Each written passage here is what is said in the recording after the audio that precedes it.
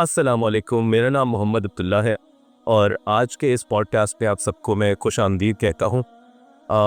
ہمارا آج تو بہت اہم ٹاپک ہے جو کہ ہے نفسیاتی اور روحانی بیماریوں کے علاج۔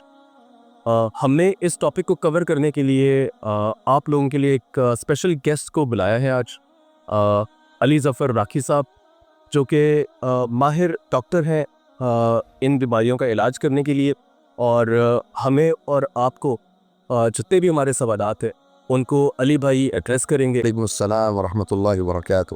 علی بھائی، سب سے پہلے تو بہت بہت شکریہ کہ آج آپ آئے۔ آپ مجھے علی بھائی سب سے پہلے یہ بتائیں کہ راکی ہوتا کیا ہے؟ بسم اللہ الرحمن الرحیم، الحمد للہ والصلاة والسلام علی رسول اللہ وعلی آلہ وصحبہ اجمعین، وما بعد۔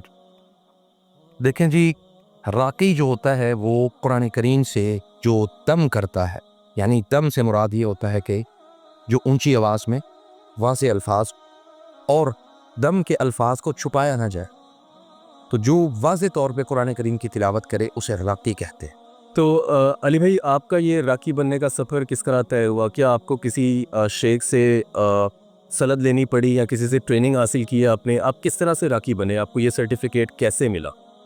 دیکھیں، بسم اللہ، اللہ تعالیٰ آپ کو برکت دے۔ سوال بڑا زبردست اور بڑا اہم ہے آپ کا۔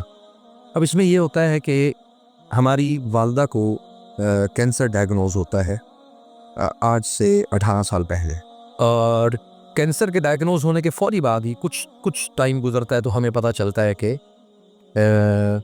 یہ اب لا علاج ہے، اور کسی اسنا میں ہماری والدہ کی ڈیتھ ہو جاتی ہے۔ تو ہمیں بعد میں پتہ چلتا ہے کہ ان کے اوپر کالا جادو کا مسئلہ